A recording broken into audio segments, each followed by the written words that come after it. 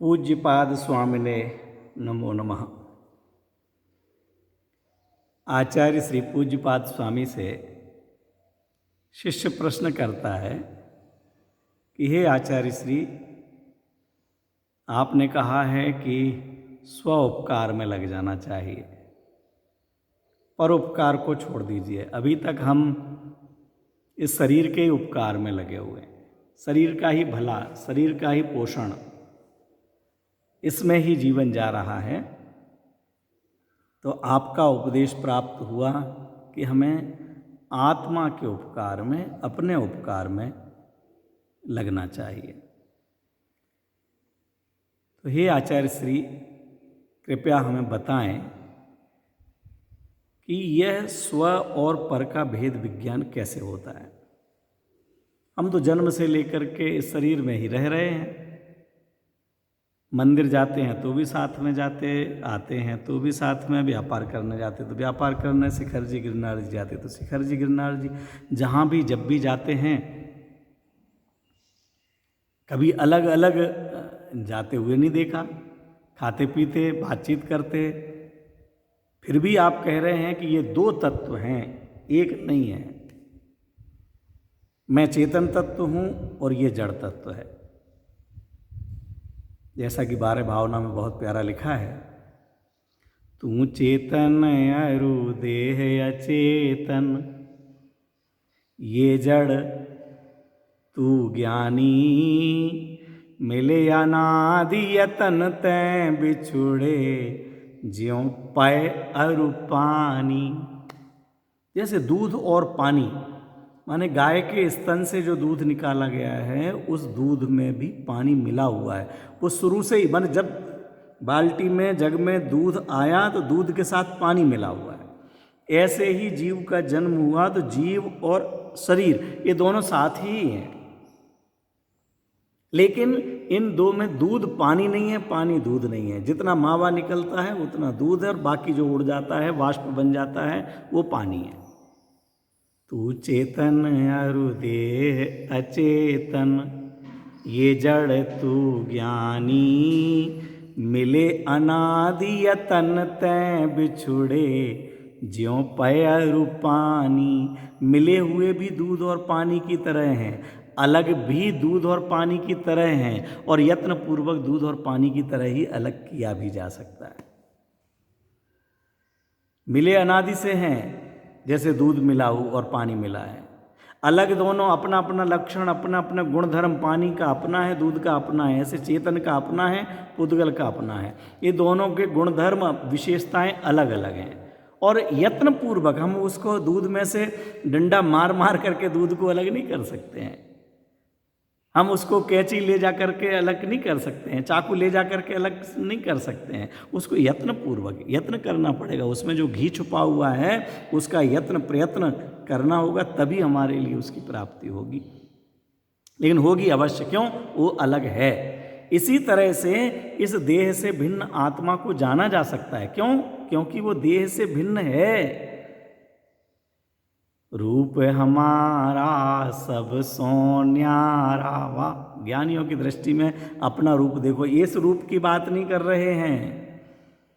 इस रूप को तो हम क्रीम पाउडर लगा लगा करके, माउथ वाश से साफ सफाई कर करके बहुत चमका रहे हैं, लेकिन ये तो जड़ की सफाई है, दूसरे के घर की सफाई है। ये अपने दोषों की सफाई नहीं है, अपने मैल की सफाई नहीं है। अपना मैल तो मोह राग द्वेष भाव है, अपना मैल तो क्रोध मान माया लोभ है, अपना मैल तो अज्ञानता है, अपना मैल मिथ्यात्व है। हम अपने मैल को पहचाने, अपनी गंदगी को पहचाने। हम गुस्सा करते हैं तो मैं गंदा हुआ ऐसा नहीं लगता, और एक थोड़ी सी कालिख लग जाए, सफ़ेदी लग जाए तो मैं गंदा हो गया ऐसा लगता है। हमें घमंड होता है, कभी लगता है कि अरे मैंने उसके सामने अपने आप को 30 मार का दिखलाया, अपने आप को बड़ा पैसे वाला बताया, अपने आप को अच्छा वक्ता बतलाया, तो ये मैं मैला हुआ हूँ, मेरे ऊपर मान का मैल लगा है, मेरे ऊपर लोभ का मैल लगा है। ये मैल जैसा लगता ही नहीं है, गंदगी लगती ही नहीं है। जबकि सच में आत्मा का स्वच्छता, आत्मा का स्वभाव, आत्मा का गुण तो है ज्ञान। और राग, द्वेष, क्रोध, मान, माया, लोभ, हंसना, रोना, उठना, बैठना, जागना, भागना, रोना, धोना, ये सब जितने प्रकार के भाव होते हैं, औदैहिक भाव होते हैं, ये आत्मा की मलिनता है, अपवित्रता है, अशुचिता है, गंदगी है। हमारे मुनि भगवंतों ने इसको ही धोने का काम किया है, और जिनके पूरे धुल गए वो अनंत सिद्ध परमात्मा बन गए। जो धोने के मार्ग में लग गए वो आचार्य उपाध्याय साधु हो गए। जिन्होंने धोना प्रारंभ कर दिया वो सम्यक दृष्टि और पंचम गुण स्थान वर्ती हो गए। हमको भी इसी मार्ग पर चलना है, हमें भी उस मलिनता को धोना है। उस मलिनता को पहले पहचाने। हाँ, मंगत राय जी कहते हैं, रूप तुम्हारा सब सो न्यारा, भेद ज्ञान करना। भेद ज्ञान करो, हमारा रूप सबसे सुंदर है, मैं सबसे सुंदर हूँ, तीन लोक में सुंदर हूँ। अपने ज्ञान दर्शन रूप को तो निहारो। चेतन अपनो रूप निहारो, नहीं गोरो नहीं कारो। चेतन अपनो रूप निहारो। प्राचीन कवियों का भजन देखिए, कवि पंडित राजेंद्र कुमार जी साहब गाते हैं, कितना मधुर लगता है। चेतन अपना रूप निहारो, अपना रूप देखो भाई। हमारा रूप ज्ञान, दर्शन, ज्ञान, आनंद, श्रद्धा, चारित्र, जीवत्व शक्ति, चिति शक्ति, दृष्टि शक्ति, सुख शक्ति, वीर शक्ति, ये मेरा वैभव है, ये मेरा रूप है, ये मेरा स्वरूप है। अनादि अनंत चैतन्य रूप है मेरा। इस रूप को देखो, ये गोरे काले रूप को मत देखो। ये गोरा काला रूप हमारा नहीं है, नहीं गोरो नहीं कारो, ना स्त्री ना पुरुष, ना बालक ना वृद्ध, ये हमारा रूप नहीं है। शिष्य कहता है, महाराज ये तो बताओ, ये भेद विज्ञान होता कैसे है, स्व और पर के अंतर को जानते कैसे हैं। तो ये 33 नंबर का छंद आचार्य देव ने लिखा, गुरूपदेशादभ्यासात् संवित्ते स्वपरांतरम, जानाति यह स जानाति मोक्ष सौख्यम निरंतरम। लो, आचार्य देव कहते हैं, जो स्व परांतरम जानाति, जो स्व और पर के अंतर को जान लेता है, स्व परांतरम जानाति, यह स्व परांतरम जानाति, जो भी स्व और पर के अंतर को, भेद को जान लेता है, स जानाति मोक्ष सौख्यम निरंतरम, सह मोक्ष सौख्यम निरंतरम जानाति, वह मोक्ष रूपी सुख का निरंतर आनंद लेता है। किससे जानता है? कहते गुरूपदेशात अभ्यासात, गुरुओं के उपदेश के अभ्यास से। सबसे पहला काम बतलाया है आचार्य देव ने, गुरूपदेशात अभ्यासात, माने गुरुओं के उपदेश का अभ्यास करो। अकेला ये नहीं लिखा, ध्यान दीजिएगा, गुरुओं के उपदेश से नहीं लिखा, गुरुओं के उपदेश के अभ्यास से। हम जितना जितना अभ्यास करेंगे, प्रैक्टिस करेंगे, एक बार पढ़ना सुनना वो जानना मात्र है, जानना नहीं कहा, अभ्यास। किसी भी कार्य को बार बार करना, बार बार करना, जब तक वह पूर्णता तक न पहुंच जाए तब तक उसको करते रहना, ट्राई करते ही रहना, वो अभ्यास करना है। आप विचार करना, अपना स्वयं का निरीक्षण करना, हम जो उपदेश सुनते हैं उसको कितनी बार अभ्यास करते हैं, कितनी बार विचार करते हैं। जो आचार्य भगवंतों के, विद्वानों के कोई वचन हमारे सामने आए, उन वचनों पर हमने क्या विचार किया। मुझे लगता है हमारा ये जो वीडियो भी आप देखते होंगे, सुनते होंगे, संख्या तो आ जाती है, कभी 400, 500, 600 लोगों ने देखा, लेकिन मैं और हमारे मित्र ज़्यादातर बात कर लेते हैं। कई लोग तो दरवाज़ा खोलने वाले हैं, दरवाज़ा खोलते ही वहाँ गिनती हो जाती है, और दरवाज़ा खोल करके कुछ देर में लोग बंद करने वाले हैं। तुम्हारा पूरा भी नहीं सुनते होंगे, बहुत कम लोग होंगे सुनने वाले। अरे कितने भी लोग सुने, मुझे कोई आपत्ति नहीं है, और ना उस संख्या को देख करके मेरा कोई वजन बढ़ रहा है ना घट रहा है। लेकिन विचार जरूर आता कि सच में कितने लोग सुनते होंगे, क्योंकि जब सामने अवसर आता है तो सामने कितने लोग सुनने वाले होते हैं। और सुन भी लिया, मान लिया मैंने, कम से कम आपने पूरा सुना। आपने पूरा सुना तो उस पर विचार कितनों ने किया।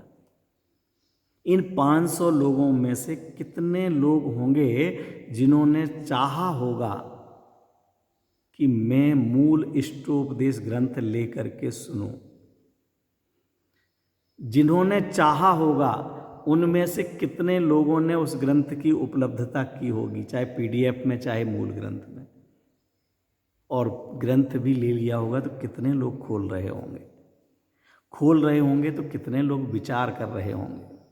वो जो विचार करने वाले हैं उनमें से कोई जीव, ऐसा ही केवल इस प्रवचन को सुनते उन्हीं की मत समझ लेना, ऐसे ही पूरी जिनवाणी पढ़ने सुनने वालों में से जो विचार करने वाले जीव हैं, उन जीवों में से किसी जीव को स्वसंवेदन होगा। इसके पहले वालों को नहीं होना। जब तक इस श्रेणी तक नहीं पहुंचे तब तक आप स्व पर के भेद विज्ञान से अभी दूर खड़े हुए हैं, ये आप समझ लीजिएगा। सबसे पहले पूज्यपाद स्वामी लिख रहे हैं कि गुरूपदेश अभ्यासात, और उसके बाद स्वंबत्तेह, फिर अपना स्वसंवेदन होना, ज्ञान होना। गुरुओं का तो अभ्यास हो गया, उन्होंने तो बता दिया आत्मा ऐसा है, अब आप अभ्यास कीजिए। उन्होंने कह दिया तू चेतन और देह अचेतन। अब चेतन का लक्षण उपयोग है, ज्ञान दर्शन है, ज्ञान दर्शन से लक्षण से लक्ष्य को पकड़ने का प्रयास करो, अभ्यास करो। आचार्य देव थोड़ी पकड़ाने के लिए आएंगे, लक्षण बता दिया कि इधर उदयपुर है, अब उदयपुर इधर है तो अब आप चलेंगे कि हम साथ में लेके जाएंगे आपको? मकान नंबर बता दिया, वो मकान नंबर आप खोजेंगे कि हम साथ में चल चल करके पकड़ाएंगे कि ये आपका मकान नंबर है? आचार्य देव ने कह दिया तू चेतन, चेतन का लक्षण जानना देखना, जितना और जहाँ जानना देखना है वो जीव है, और जहाँ जानना देखना नहीं वहाँ मैं नहीं हूँ। बस इस जानने रूपी लक्षण को पकड़ करके हम लक्ष्य को पकड़ सकते हैं, जान सकते हैं। हमने लक्षण जान लिया कि जो मीठा होता है वो शक्कर, हमने दूध पिया, अरे इसमें शक्कर है। अगर नियम हो हमारा कि हम शक्कर नहीं खाते हैं और मीठा लगती, अरे इसमें शक्कर, कहाँ से शक्कर आ गई? अरे मीठा लग रहा, मीठा लग रहा होगा लेकिन शक्कर नहीं होगी। क्या बात करते हो? क्यों? जहाँ मिठास है वहाँ शक्कर है, जहाँ खारास है वहाँ नमक है, जहाँ चपरास है वहाँ मिर्ची है, और जहाँ ज्ञान दर्शन है वहाँ जीव है। बस ये जो गोरा काला मोटा पतला दिखता है, ये गोरा काला पुद्गल का लक्षण है। गोरा काला होना ये पुद्गल का काम है, मोटा पतला होना, घटना बढ़ना ये पुद्गल का काम है, ये चेतन का काम नहीं है। इन लक्षणों से गुरु के उपदेश का अभ्यास करके फिर स्वसंवेदन पूर्वक जो स्व और पर का भेद विज्ञान जान लेता है, अपने आत्म वैभव को जान लेता है, वह अनंत काल तक मोक्ष सुख का अनुभव करता है। आचार्य अमृतचंद्र देव ने समय सार जी में अपने निज वैभव को प्रकट करने के, स्व पर का भेद विज्ञान प्रकट करने के लिए 4 बिंदु दिए। यहाँ आचार्य देव ने 2 ही दिए हैं, गुरूपदेशात अभ्यासात और अपने संवित्ते है, अपनी संवित्ति होने से, स्वसंवेदन से। वहाँ उन्होंने 4 कहे। आगम का सेवन, जो यहाँ कह रहे हैं, आगम का सेवन, जितना बने हमसे प्रवचन सुनना चाहिए, पढ़ना चाहिए, जिनवाणी का स्वाध्याय करना चाहिए। हमें आचार्यों के मूल वचनों को पढ़ने का अभ्यास करना चाहिए। हम जो सामूहिक प्रवचन सुनते हैं, ऑनलाइन प्रवचन सुन रहे हैं, हजारों लोग एक साथ सुन रहे हैं, बहुत खुशी की बात है कि आप ऑनलाइन प्रवचन सुन रहे हैं, लेकिन वह आपका वास्तव में पूरा स्वाध्याय नहीं हुआ। जब तक आप स्वयं अपने लिए अलग से ग्रंथ लेकर के नहीं बैठेंगे, नहीं विचार करेंगे, पढ़े हुए और सुने हुए पर अपना विचार नहीं करेंगे, जो विद्वान की बात है उसे अपनी नहीं बनाएंगे, आचार्य देव ने जो कहा है वो हमें स्वयं नहीं लगने लगेगा, तब तक हमारा काम नहीं होगा। हम सुन बहुत रहे हैं उन विद्वानों का, उन विद्वानों का, उन विद्वानों, बहुत अच्छी बात है। अगर आपके पास समय है और अनुकूलताएं बनी हैं तो सुनिए, लेकिन ये केवल टाइम पास मैटर नहीं लगना चाहिए। हमारा समय अच्छा बीत जाता है। कई लोगों को हम शाम को जब तक नहीं सुन लेते तब तक नींद नहीं आती है। नींद लाने की दवाई नहीं है कि प्रवचन चालू कर दो और लेट गए और धीरे धीरे सो गए और प्रवचन सुनते सुनते सो गए सब। हम तो जब तक प्रवचन नहीं सुनते तब तक नींद ही नहीं आती है। ऐसा टाइम पास करने के लिए, सुलाने के लिए नहीं है। ये जिनवाणी और प्रवचन तो जगाने के लिए हैं।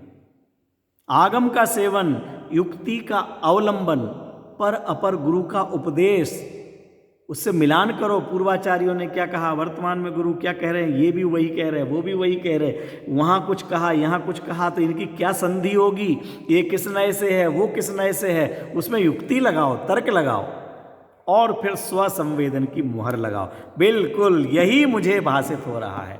जो आचार्य कुंद देव कह रहे हैं, जो आचार्य अमृतचंद्र देव कह रहे हैं, जो आचार्य पूज्यपाद स्वामी कह रहे हैं, जो टोडरमल जी साहब ने लिखा है कि वस्तु स्वरूप ऐसा है, वही मुझे भाषित होने लगा कि सच में ये देह मेरा नहीं है, देह की क्रिया मेरे द्वारा नहीं होती। ये जो राग होता है, इच्छा होती है, ये भी स्वतंत्रता से होती है। ये राग भी मेरे चाहने से नहीं होता। मैं जिससे दोस्ती करने का राग करता हूँ, उससे दोस्ती नहीं दुश्मनी हो जाती है। मैं जिस पर गुस्सा करना चाहता हूँ, उस पर गुस्सा नहीं आता है। जब मैं गुस्सा करना चाहता हूँ, तब गुस्सा नहीं होता है। जिसको मैं जानना चाहता हूँ, वो मेरे ज्ञान का ज्ञेय नहीं बनता। वो चीज़ कहाँ रखी, कहाँ रखी, कहाँ रखी, खोजता रहता हूँ, मेरे द्वारा रखी हुई, किस ग्रंथ में लिखी, खोजता रहता हूँ, नहीं मिलती है। और अचानक बैठे बैठे लेटे लेटे होता है और याद आ जाता, अरे ये तो मोक्ष मार्ग प्रकाशक के पेज नंबर 312 की बात है, ये तो समय सार जी की गाथा नंबर 6 की बात है। वहाँ लेटे लेटे याद आ जाता है। जब जानना चाहते हैं तब ज्ञान का ज्ञेय नहीं बनता, और जब ज्ञान का ज्ञेय बनना हो तो सहज में बन जाता है।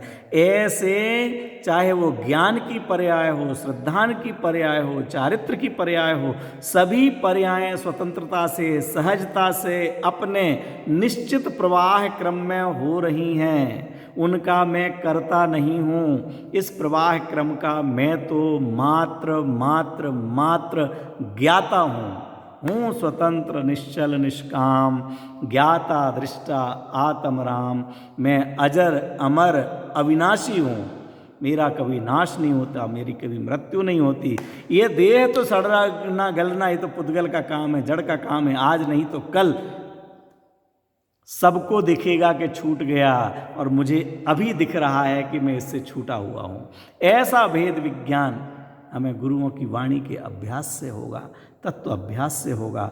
मित्रों, हमारा जीवन तत्व के अभ्यास के लिए समर्पित हो जाए तो हमारा जीवन सफल होगा, सार्थक होगा।